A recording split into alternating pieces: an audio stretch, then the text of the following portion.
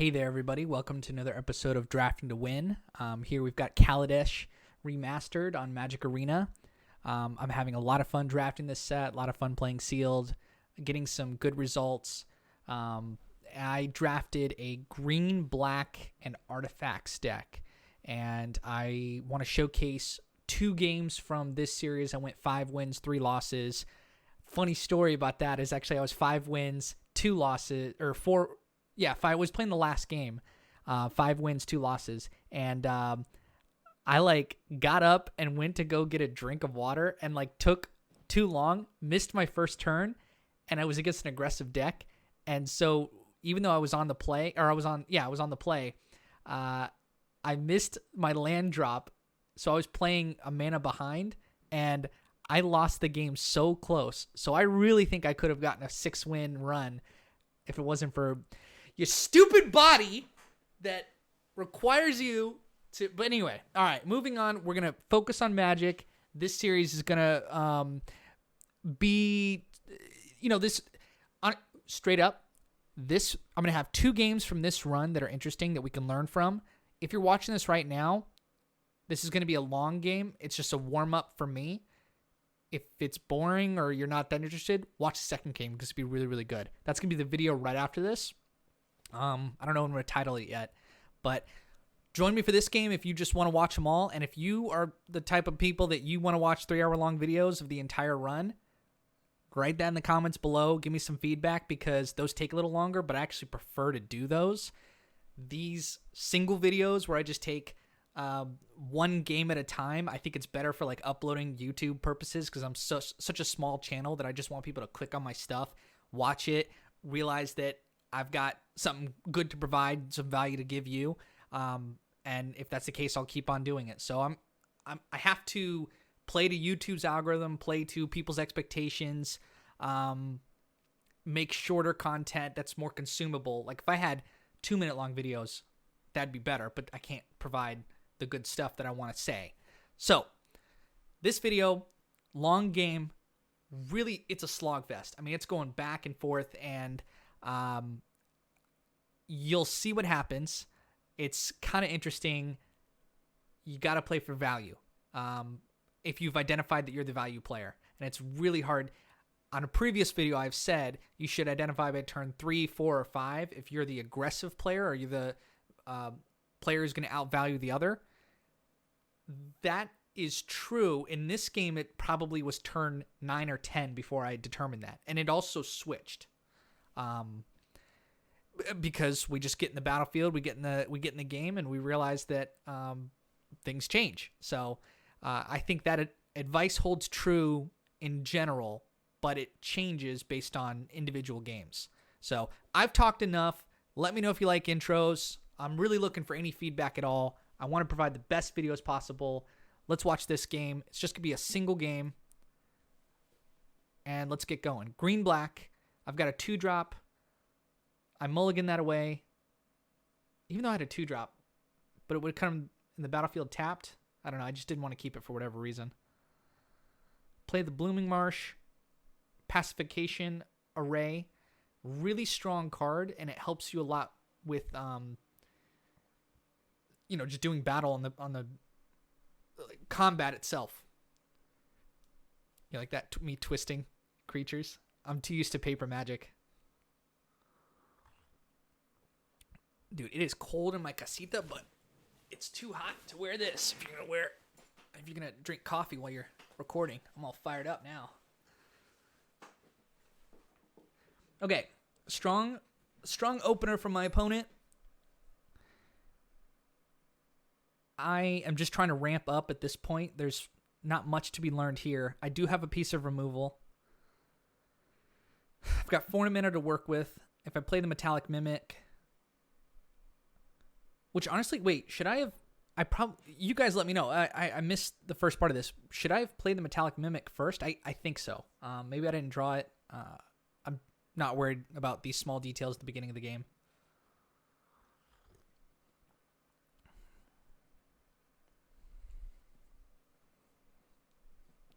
Okay, here I'm behind on board and behind in cards, so it's not looking great. So because I do that, because I know that, I really want to slow my opponent down.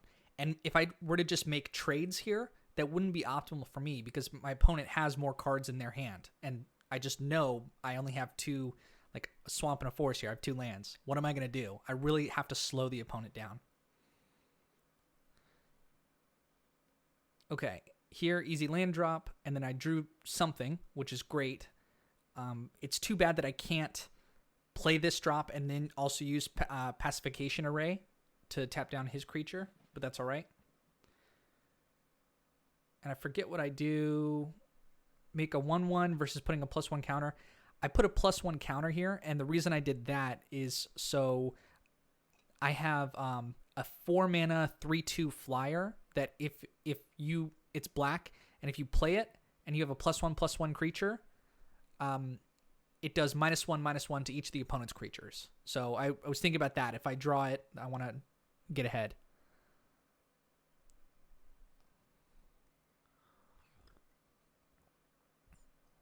Okay, my mind just blanked. Hold on, guys. How did he lose both his creatures?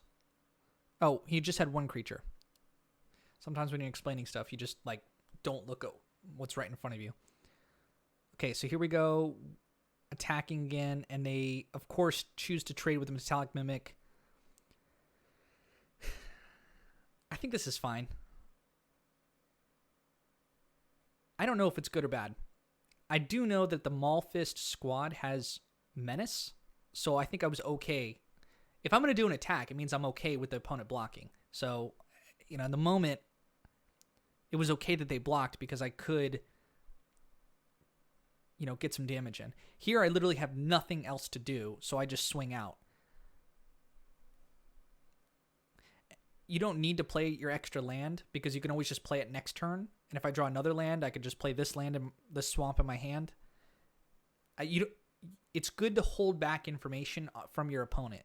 You don't need, maybe you have something and it causes the opponent to play suboptimally because they're playing around counter magic if I had blue sources up. Or removal. Make your opponent play weird and suboptimally just by holding up a land. It's a small thing. But okay, because I drew this, now you play the land. Sure. And I feel okay here. I'm behind, or I'm not ahead.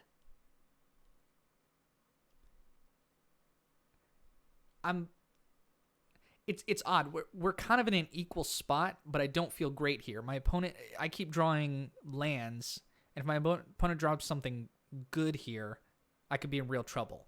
So that's why I say I don't feel ahead or behind here. I just kind of want to keep on playing the game out.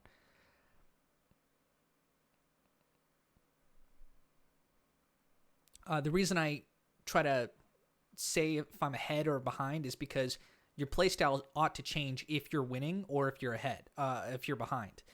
If you're losing, play risky. Just do stuff that doesn't even make sense because your opponent could mess up as you get higher in ranks. You don't want to count on your opponent ever messing up, but you want to force your opponent to make decisions that could lead to they got to choose 3 or 4 random choices, and they choose what they think is the best at the time that actually isn't the best option because they have limited information. Part of the reasons I love this format, but whereas if you are ahead, you should play conservatively because you're ahead. Don't give up. Don't do something stupid and play risky and give up your obvious lead. So here, I don't even know if I should have played the other land. It wasn't necessary. I could have just kept something. In fact, I think that's a mistake, but not a big one. Trying to decide what the right thing to do is. I elected to go give it a +1/+1 counter. I know that I can attack with the 4/2 because it's got menace. So I'm getting 4 points of damage in.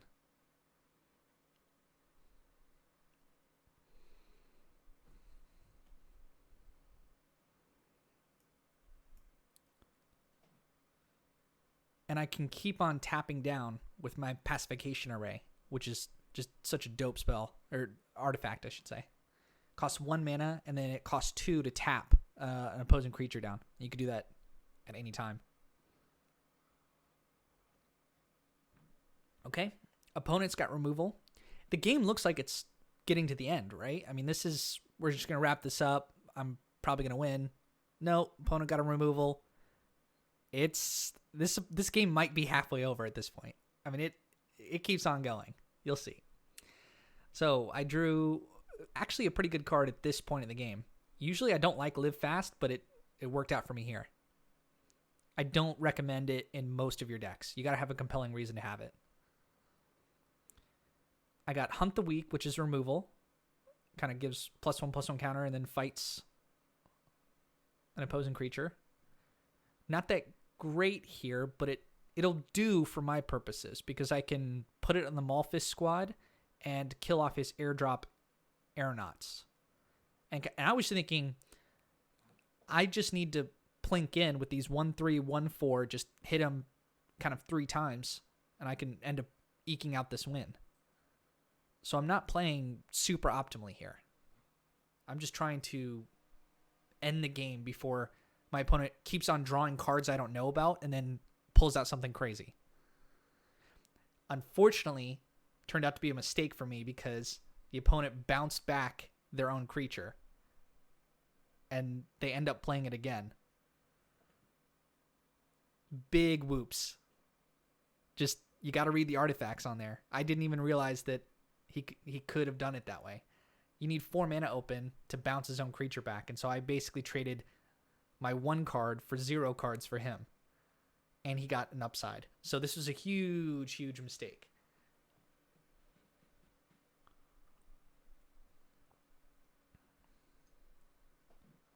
A permanent left the battlefield, and so he gains 5 life through the Revolt trigger. Okay, Winding Constrictor doesn't do much here, but it is a body, which I'll take.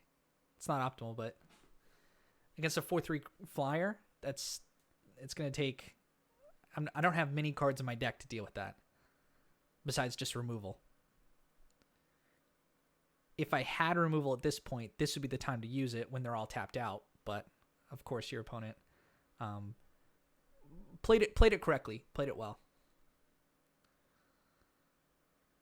The good part for me is I could still save 2 mana to do the pacification array and tap down the opponent's creature. Yep, and just get in points of damage. Well, I guess I can't. It's the opponent's turn, but that's the idea.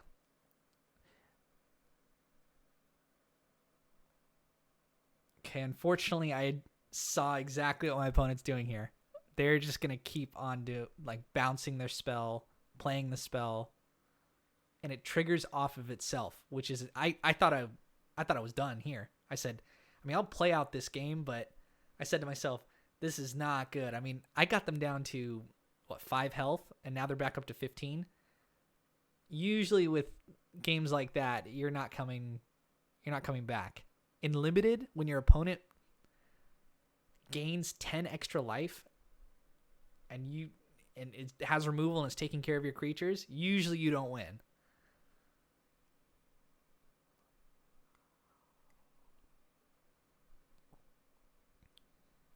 Okay, I decided to just take the damage because I'm trying to end this game.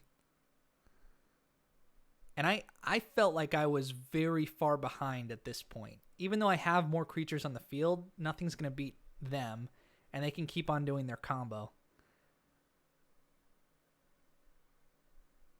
So I'm going to play risky and kind of wild and erratic a little bit, more than I normally would.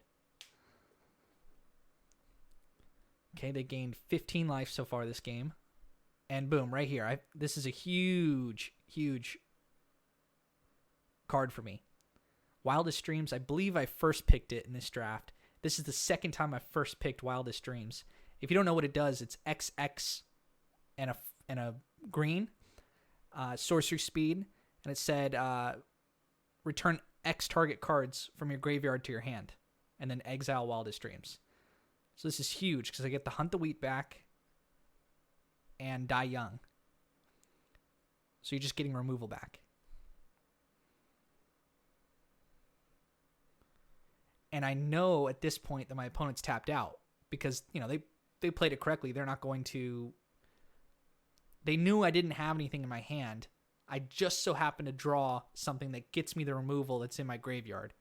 So I don't think my opponent made a huge error by leaving his creature up with the decoction module, whatever that card is. Decoction, is that a word? He left that tapped. So, overall, I had a good draw, I had a good pick, and I found the right cards. And I still have removal in my hand. So pretty big swing here. I went from like a hopeless situation to, okay, maybe I've got this.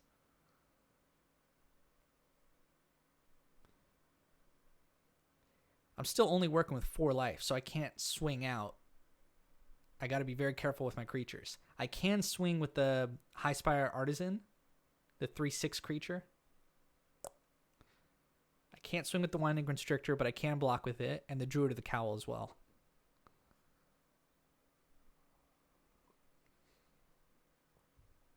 Oh, by the way, I got an extra +1/+1 counter on here because of Winding Constrictor. Just gives all your if you were to put a counter on one of your creatures, it gives it an additional one. Or if you gain energy, you get an additional energy. Opponent has removal, so now I'm back to not being very far ahead. I think I messed up again here. I think I was just being an idiot. Yeah. I was so mad at myself at this point. I was like, what am I doing? I'm just throwing away cards. Don't be like me. And it's the worst when you're just playing and nobody like sees this and you kind of can get over it and forget about it. But for me, and the way I like to do this content is I know I'm recording. I know I'm going to go back and talk about it. So it's just, I got to relive the moment over and over and over again. It's no bueno. Okay. Now we're getting really annoying because with the Cloud Blazer, my opponent can keep on bouncing this creature. So it ETBs, gains him life, draws him cards, and he can keep on doing it. Overall, throughout this game, my opponent got so much more value out of his cards than I'm getting out of my cards. In fact, I'm throwing away value. They are bouncing stuff. They're getting multiple triggers off of the same card. They're gaining lots and lots of life. So I had to find a way to be aggressive and inflict more points of kind of evasive damage and remove key pieces of my opponent's board so I could, go in for damage, go over the top or underneath my opponent, and somehow try to eke out a win, even though it doesn't look very good for me.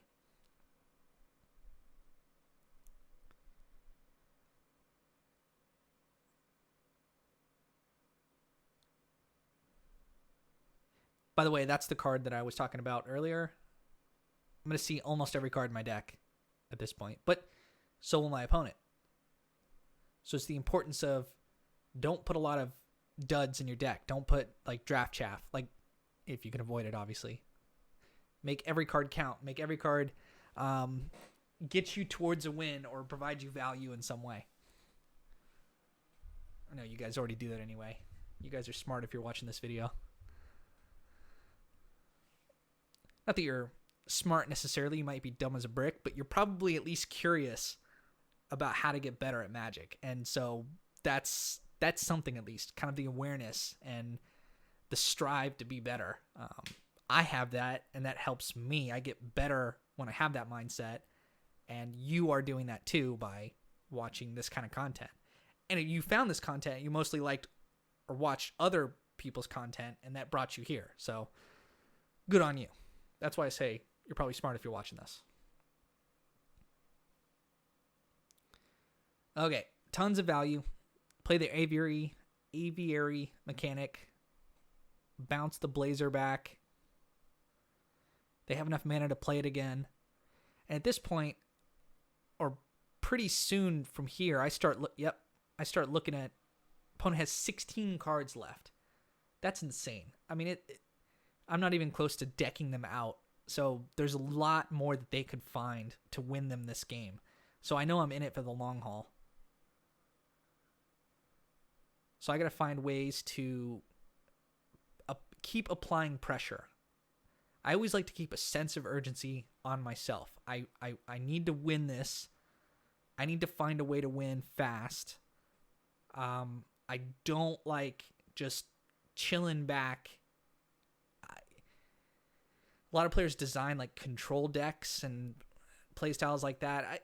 All that's good, but then it takes hours and hours and hours, and I'll admit that that's a downside of my personality is I just don't have tons of patience. I like to just do stuff. I like to make things happen. I like to go.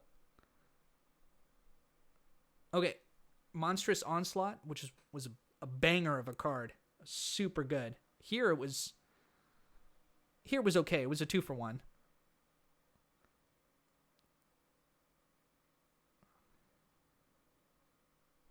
And I did not choose the Cloud Blazer because they can bounce it back.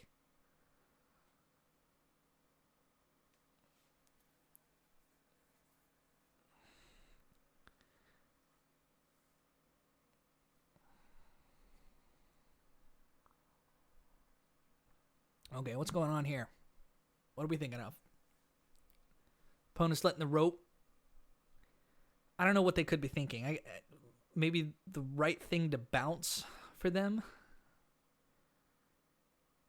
Because at this point, they're going to get damage. They're going to get 1, 2, 3, 4, 5 points of damage coming in.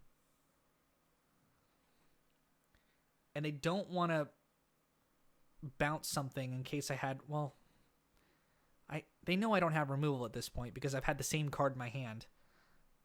If they're paying attention, they should know that I have the same card and I haven't played it yet. So it's probably nothing, and that's safe to do in limited. You can't get long.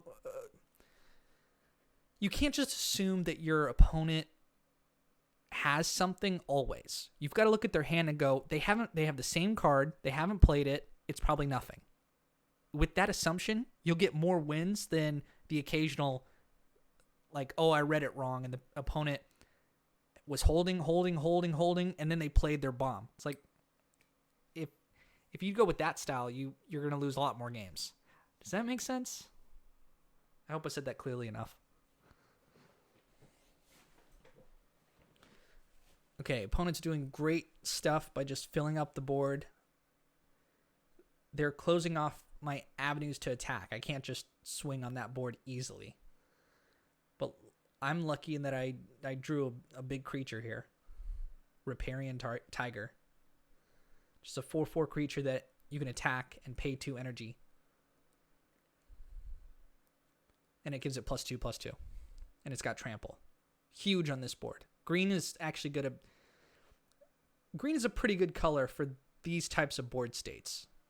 All the colors have something that gets you through it. Red is probably the weakest, but black's got removal for this type of board state. White's got flying. Green's got trample and big creatures. And blue's got... Who cares about blue? Blue's a crap color. I don't mean that. Blue's like my favorite color. It's everyone's favorite color. Unless you just like to play normal Magic. I don't like counter Magic, so I don't like blue. Like, if you're like a Selesnya player, oh my god. The worst the Sultai players, I would say.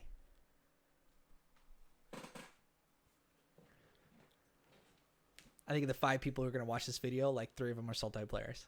So that's why I said it. You know who you are. All right, what's going on here? I know that I can do make obsolete So this isn't a bad swing. But my opponent didn't take the bait. It's like, okay. It's kind of a big play for them. I knew here that if I just played the make obsolete, I would at least 1 for 1, which at this point is fine. It's a fine use of the card. I'm pretty far ahead in terms of I'm about to win. So let's keep on pushing that and back my opponent into a corner where they have to, like, no decision is the right decision. Like, here they have to bounce their creature, play it. That costs tons of mana. They have to put up enough stuff to block the Riparian Tiger, because it's going to be a 6/6 with trample when it attacks. They have to get through this card that taps down one of their creatures, and they have to get through whatever I draw, and I'm going to have tons of mana up. So that's a lot of things they have to do, which is why I play with a sense of urgency, because I don't like to be put in that corner. I hate when players do that to me, so I try to do that as much as possible to others. Sometimes a great defense is just playing offense, just get in their face. Don't do that in real life. This is only for games. This is a fun episode. This is a fun episode for me because I really don't care about this game. It's the next game that I really care about, that I can provide more in-depth commentary. But we're having fun with this game. And if you guys have learned anything or you like this content, I gotta get some feedback. I mean, I'm gonna keep doing it, but I'm gonna keep looking for that feedback. But if you got it, give it. Okay, what's going on here? This is so close. They thought they had the win. That's why they played that way. And they almost did. There might have been a case for me to save the make obsolete to use it on their end step at this point.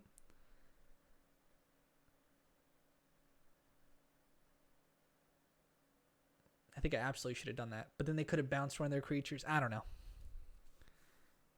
The game played how the game played. I'm not going to analyze it a ton.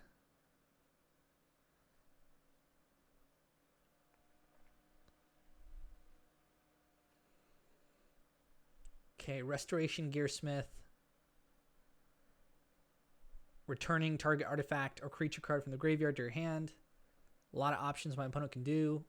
It's going to be something with 4 mana. And they're going to play it out. So they're just trying to fill up the board, which is a good move.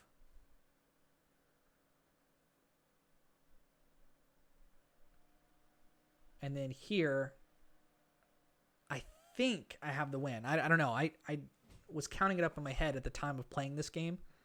All this is pre-recorded if you didn't realize at this point. If you didn't realize that at this point, shame on you.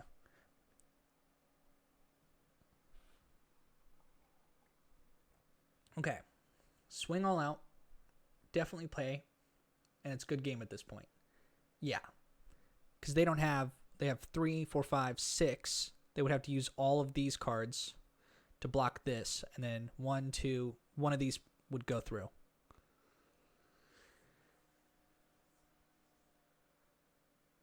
But what an exciting game. Came right down to it. Opponent gained 15 life over the course of the game. Well, probably more than that. I didn't count how many times with the Cloud Blazer. So they probably gained close to 40 life. Or they probably had close to 40 life total in this game. That how much damage I had to do to them. So exciting game. It was back and forth.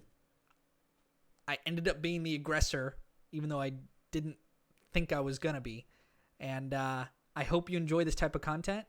Stay tuned for the next game. Watch for the next video. That's the real one. I will talk to you guys another time. See ya. I ended this run 5 wins, 3 losses. Means you can't see it here. 5 wins is here. It means I got my money back. I'm happy. I'm okay. But I should have. I always want 7 wins. I always want it. All right. Peace out, guys. Have a good day.